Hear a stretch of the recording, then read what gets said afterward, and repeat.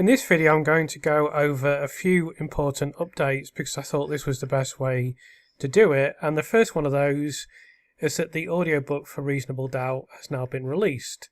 So you can see here audiobook is available on Amazon, and also this is the Audible listing for Reasonable Doubt as well. I must say that I never thought I'd see something narrated by Christopher Morris, but you know, strange things happen in your life.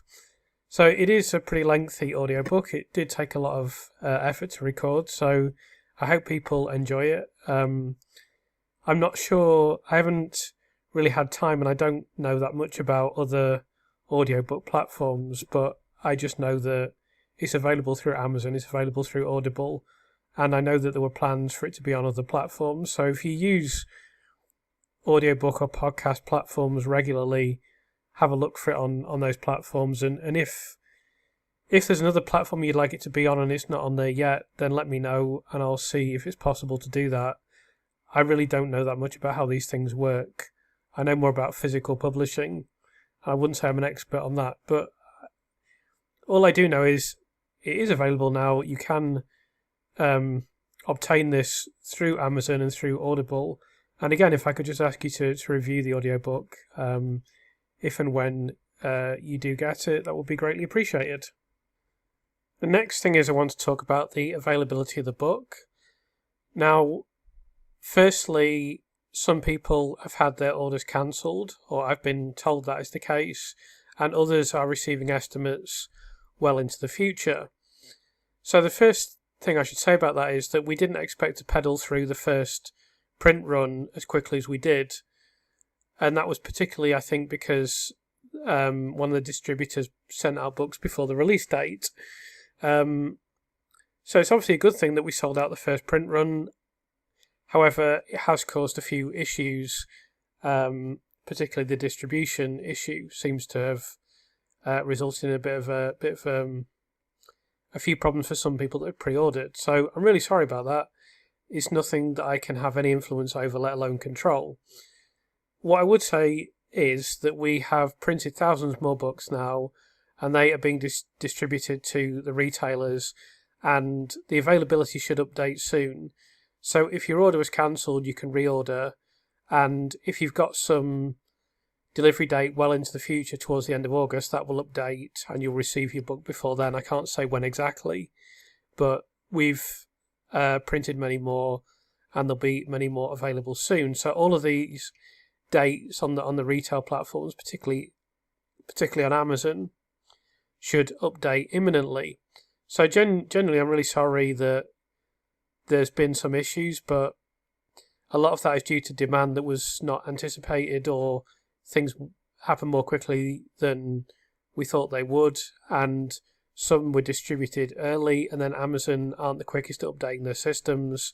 So it's a combination of factors, but we would never cancel an order, and we'll do everything in our power to make sure that people get their books as quickly as possible and that it's made readily available. It's probably likely that we'll pedal through the second print run quickly, in which case we'll do a third one as quickly as possible. So next thing is the reviews. So I just wanted to show you that we've had 125 reviews of the physical book, the written version, the physical version, and the Kindle version. We've had 125 reviews over the platforms, at least the two main ones, Amazon and Waterstones. I don't know if it's been reviewed on any other book retailers. And of these reviews, 113 have been 5-star, 7 have been 4-star. We haven't had any 3-star reviews. We've had 3 2-star reviews and 2 1-star reviews. So that's really gratifying. It's been very well received. It's been reviewed by doctors and scientists, and I'm sure there'll be, well, there's more things to come. I don't know if people saw the tweet that Kate Clancy's going to review the book for a major magazine, and there'll be more stuff coming in the future. But what I would just like to say is I really appreciate the support, but if you have bought the book already and you haven't had time to review it yet, or when you do receive the book, if you haven't received it already, it would be very much appreciated if you can review the book on online retailers. That makes a big difference. It makes a difference to the algorithmic reach of the book. It makes a difference to the kind of social proof of the book. So if you could do that, it would be greatly appreciated. Same thing for the audiobook. If you do listen to the audiobook and you're able to review it, if you could do that, it would be very much appreciated.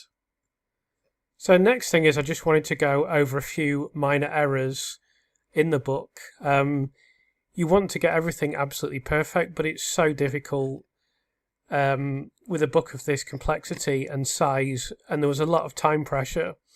So I'll go over the errors and then I'll tell you more about that when I finish. So the first thing is, I forget exactly what page this is on. I have got a list of a few things that have been pointed out to me, because also I've got lots of doctors and professors that reading the book and they send me things. So I've received kind of a few notes about typographic or other very minor issues I'm not going to go over in this video, but I just wanted to go over a few things briefly that I've been made aware of. So this is the first one. This should say dextrose, not insulin, of course. I think anyone can see what was meant. It can get, this chapter is complicated to write. It's drawing on a lot of expert evidence, and I just made a typographic error, basically. This is exactly the same thing again. It should be dextrose. This one is particularly obvious because of the repeated boluses, so it's pretty obvious that I meant dextrose. Again, it's just a typographic error later in the chapter, something that we didn't pick up on and that I didn't notice. So that's something that we will amend in the future. This is another one. It's just a typing error. Obviously, it should be inflicted blunt trauma to the abdomen, not blood trauma. Again, both of these last two things are in the panel reports, the preview reports, so it's not as if they're not known. But I think I just made a small mistake that I've not picked up on, so that's something else that needs to be changed. And then the last one is this about the venous pressure and the arterial pressure. So that should be diastolic pressure and systolic pressure. They're both... This is obviously not a mistake that's made by Dr. Lee, because this is first year medical student stuff. In fact, it's probably something you'd study in a biology A-level in Britain. So obviously Dr. Lee, who's basically the most important neonatologist in the history of Canada, obviously knows about blood pressure readings. It's obviously my mistake, and it's something that it's just something that we didn't quite pick up on. I'm not medically qualified. I can make mistakes. I'm not infallible. I'm a human being, and I made a mistake here, and it's something that will be amended in future editions. For this argument, and I'll talk about the other ones as well, it doesn't. This is just a labelling issue. It doesn't change the argument at all. The argument remains exactly the same. It's just simply a labelling issue, and that's just simply a mistake by myself. It doesn't change anything that Dr. Lee is saying here about blood pressure or about the mechanism, because that is just undeniable and irrefutable. The same thing, of course, applies to all the other things that I've just pointed to. They're all minor typographic errors that don't change the argument and don't change the science in the slightest. So what I'd say about this is there's a complex book to write. I think it's very evident the amount of research that's involved. Of course, I've explained that in previous conversations, previous videos, and of course the talk at the University College of London. So there was a lot of research involved, but at the same time it was very intense in terms of the time frame, because, for example, things are changing all the time with this issue and with this whole topic. I already have multiple things to include in a second edition of this book that have just happened over the last couple of weeks. In addition to that, there's stuff like the Thirlwell inquiry, so we couldn't be 100% confident on what the Thirlwell inquiry would do, as an example. So I strongly suspect now that we're never going to see that report, but I couldn't say that with absolute certainty. We'll just have to wait and see. But obviously I've written the book as if Thirlwell hasn't reported, so the longer we left it for publication, the more likely it was that Thirlwell would report, and then that would cause massive problems. Of course, the other possibility is that the CCRC could have referred at some point, so we didn't know when that will happen. We still don't know when that will happen. So we didn't have as much time to check this book as we would have liked in many ways. But we did the best job we possibly could with the resources and the time that we had. Another thing, I've mentioned this to you before, I must have thrown away tens of thousands of words that I've written for this book because things either changed or new stuff happened, or we decided we'll actually exclude that argument, or we'll leave that little bit out, or it's no longer relevant, or whatever it may be. So there was a lot of material that I wrote for this book that didn't make the final cut for various reasons. One of the best examples of that I've cited previously was I wrote a beautiful section explaining exactly why these new cases to do with Liverpool Women's Hospital and also some of the cases from the Countess of Chester would never go to court. I knew 100% they would never go to court. It was completely frivolous of Cheshire Police to send them to the Crown Prosecution Service in the first place. And in a way, I wish they hadn't been overturned quite as quickly, because then you would have seen that in the book, and then you would have seen them be overturned later on, and it would have seemed more prescient. Now, as it turned out, of course, and I'm glad they were overturned, because it just showed you how ridiculous the police are, and it showed you how ridiculous the cases were. So I'm glad they were overturned, and it showed you what a pig's ear the Crown Prosecution Service and the police made of the original investigation and referral to the courts, which we already know. But obviously, because they did overturn that, I had to completely change that section. I had to pull loads of text out of it, I had to rewrite it, and we're constantly doing this. I was doing this all the way through the process, right up to the day.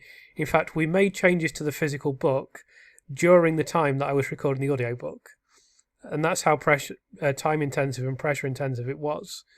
So a few little mistakes have slipped through. There's also a few other typographic things that I'm not going to discuss here, but I just wanted to show those few things because they're just a couple of science-related issues. Let me reiterate, it doesn't change the science or the argument being made in the slightest. It's just a very minor error that has crept in. But these will all be actually corrected before the next print run that we do. And then I don't want to get on my high horse about this at all, but if I make a mistake, which I can because I'm fallible and I'm dealing with topics in which I'm not qualified, I don't have a medical background, it's been a steep learning curve and a big process for me to understand all these topics. So obviously, even if you're a qualified medic, you can clearly make mistakes. So obviously I can make mistakes. But I am always committed to trying to acknowledge and correct any errors that I've made, and at least try to understand them. So I wanted to make sure that I went over these, so it's clear that I acknowledge them and they will be corrected. But as I will reiterate again, they don't make any difference to the meaning of the text. They don't make any difference to the science, and they don't make any difference to the validity of the arguments made. And I must say the arguments made are irrefutable and cannot be contested. So I just wanted to mention as well, in case people don't know, that there's an enormous list of references that are available through the Sinto Press website. I just want to flag this up in case people don't know. The book is fully referenced with over 850 references. It's very, very thorough. And everything that is asserted in that book is either backed up by expert opinion or referenced or both. So we try to make it as transparent as possible so that people can go through it and can look at the things that are backing up what is written in the text. I like to use the expression, don't take my word for it. If you don't believe me, look it up for yourself. And you'll find out everything in this book can be corroborated by the documented references. And when it can't be corroborated by the documented references, it's corroborated by expert opinion, sometimes both. So that's why we've been fortunate enough to have outstanding reviews for this book. And for example, there's this review from a consultant physician who says the following: if you are convinced Lucy Letby is guilty, you must read this book and think again. I was a consultant physician and totally persuaded by the arguments that Christopher Morris puts forward. About the only thing correct in the investigation and trial was a spelling of her name. Nurses and doctors should be frightened that a professional can be found guilty of multiple murders without any concrete evidence with so little expert review of the cases. The author has developed an amazing understanding of neonatology and explains this and legal processes very clearly. Now Keir Starmer has time on his hands, I suggest he must read this excellent book. So it's very nice to receive something like that. But I also wanted to address something that he wrote in the third paragraph about air embolism, injecting air into a blood vessel versus injecting air into the stomach. So in the book, there are these chapters. The two that I've highlighted here, chapter 9 and chapter 10, are basically the air chapters. Now, I did the best that I possibly could to distinguish between the two mechanisms of air introduction that were used in the court case. And there was an argument, and there is an argument, for having separate chapters. So you could have had a chapter on air embolism and a chapter on nasogastric tube and the stomach mechanism and so forth. The problem is that if you had a chapter on the stomach mechanism, what you would basically do is explain that mechanism, say loads of neonatologists and loads of other experts have said that it's utterly ridiculous, and say that Dewi Evans has jettisoned this completely now and doesn't even rely on it, even though it's been used in the court case, etc., etc. Now, that's not really a tenable chapter. And I also wanted to have a standalone chapter for Child C because it's just so thoroughly extraordinary, the absolute train wreck, multiple car pileup that has occurred in regard to that infant. So I decided to put the injection, call it injection of air hypothesis, and try and put things all together into one chapter. I did the best that I possibly could to explain the difference in the mechanisms, explain the differences in the presentations, etc., etc. But obviously that was tricky to do. These chapter 9 and chapter 11 were the hardest to write because they've got the most science, and you've always got a balancing act of, on the one hand, you have to write this assuming the reader knows nothing, even nothing about the Lucy Letby case as a whole. Now, I didn't do what Judith Moritz and Jonathan Coffey did, which was go back and say, Lucy Letby went to court, this, that, I didn't go through the really basic stuff. I began with a very short preface that just says, this is what happened, this is why it's a big deal, etc., etc., and just assumed a certain level of familiarity on behalf of the reader, or at least the willingness to go up and look things up and just say, who is Lucy Letby? Oh yeah, this is who Lucy Letby is. What happened? Oh, this happened. Of course, I've made reference to these things, but I've not handheld the reader through absolutely everything. But there's still a balancing act between you trying to inform people who you assume know nothing, but then on the other hand, you're trying to satisfy people who are experts, who know an enormous amount about these topics. That's a tricky balancing act because it needs to be digestible for everyone. It needs to be compelling for everyone. So I tried to walk that tightrope and make it as good as I possibly could. And I'm pretty happy with the response. But nothing can be done perfectly. And this was the hard. I think the air hypothesis was the hardest thing to deal with because of this problem of the two mechanisms. And then Dewi Evans has changed one of the mechanisms, didn't use it in the court case. I mean, frankly, it's utterly ridiculous and preposterous, ludicrous that the court, he's abandoned things from the court case, but Lucy Letby is still in prison for mechanisms that were used in the court case and that are listed in the Court of Appeal documents and that were discussed in court. And yet Dewi Evans has publicly, explicitly flushed those down the toilet, basically. So that made it more difficult as well. And sometimes I literally didn't know what I should respond to. Should I respond to his new theory? Should I respond to what is written in the Channel 5 letter? Should I respond to this report we haven't seen yet? Should I respond to what he said in the court case? Who knows? And frankly, I don't think he knows. So I also saw this tweet from Dr. Caldwell saying that he'd finished the book and is convinced beyond reasonable doubt there's no legitimate basis for Lucy having been found guilty and that it's a frightening read. And of course I didn't intend to frighten people, but it is frightening. The whole... When you realise how little there is to protect you once the system, this relentless system starts to bear down on you, it's so difficult to defend yourself, and I think frightening is a very reasonable way to describe that. So I just wanted to inform people and let people know that I've done several media interviews and they will probably appear at some point in the foreseeable future.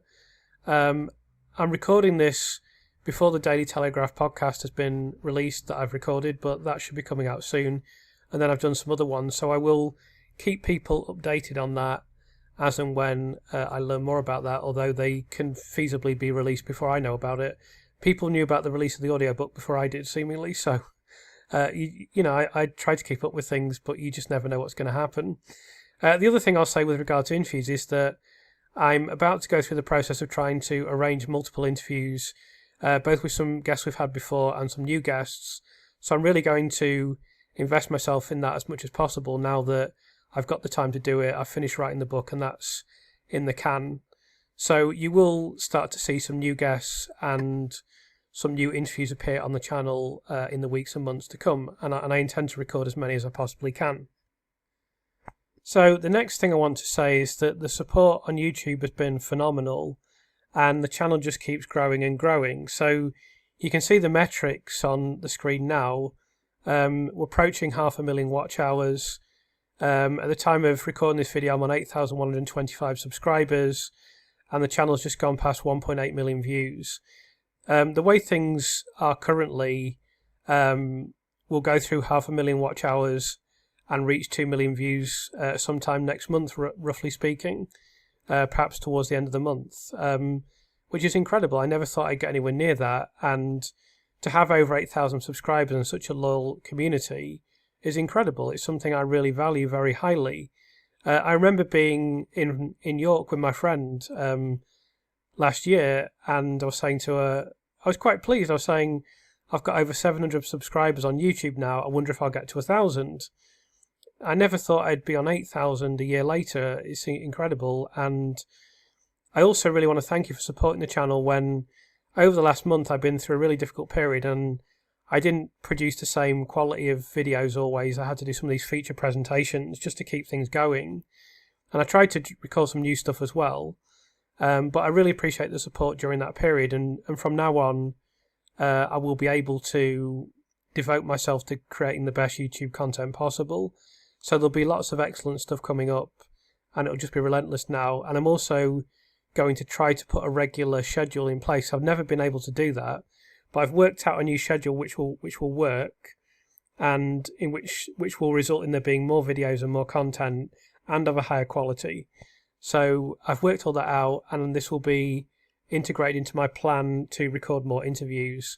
So the rest of the year on YouTube will be better than it's ever been. So I really appreciate all the support and I'll be producing a lot more high quality content in the remaining months of 2026. So finally, I just want to signpost you to a few things that have happened in the last few days. The first of these is the publication of this article by Kate Clancy. We need to talk about Lucy Letby, which reviews the content of my book and also conveys Kate's view as well. A new book highlights the inconsistencies behind the nurse's conviction. When will the establishment give us doubters a hearing? So that's for Prospect Magazine. It's on the Prospect Magazine website. It's the headline. If you just go to prospectmagazine.co.uk or search for this, you'll be able to find it. I'll try to put it in the description, but I'm not very good at doing things like that. So you should easily be able to locate it by looking for it. Prospect Magazine is a big current affairs magazine, so it's quite prestigious to get in there, and I do appreciate it. And I must also point out, for people who don't know, Kate Clancy, MBE, has won many writing awards, including the Orwell Prize for Political Writing, which is particularly prestigious. So I'm really grateful to receive a review from her. The second thing most of you probably know is that my appearance on the Daily Telegraph podcast was published yesterday. You can find that on the Telegraph website now. Here is the title: Her conviction is unsafe, the case for freeing Lucy Letby. And that was an interview with Camilla Tominey and Tim Stanley, which, to be honest, I really enjoyed doing. It was nice to get the opportunity to do that, and I felt pretty calm about doing it when I was in there. So it's an interesting thing to go through. I guess it's my first big media interview, and probably I'll end up doing more in the years to come, months and years to come, I should say. So if you want to listen to that, it's on the Daily Telegraph website, and that's why I didn't release a video yesterday, because I wanted to give a bit of space for that. But if you haven't seen it already, it's going to be there forever, no doubt. And then lastly, I also recorded a live stream yesterday. That's available on the channel as well. So if you go onto the live tab, it will be in there somewhere, and you can watch that back. I'm going to start doing a live stream every Sunday, and I'm going to try and do it at 8 p.m. every Sunday and do a couple of hours every Sunday. I've got the ability and time to do that now, and also I don't know how long it's going to be before this case is referred to the Court of Appeal. When it is referred to the Court of Appeal, I'm going to have to review what I'm doing and decide what I can do legally and safely. It may be that I can do a lot about Lucy's case still, or it may be that I can't do very much. But I think live streams is one thing I'd have to be very careful about, because people can ask you anything. You're skating on thin ice legally. It's not so bad in the circumstances as they are now, but I probably won't do live streams when the case is with the Court of Appeal. So I'm going to do as many as I possibly can until that happens. Hopefully that'll happen sooner rather than later, but I'll do one every week, every Sunday, until such time as that occurs. And that's all I have to share with you in this video. Want to thank you all again for the support, and I'll look forward to reading your comments. And if you have any questions, please do ask.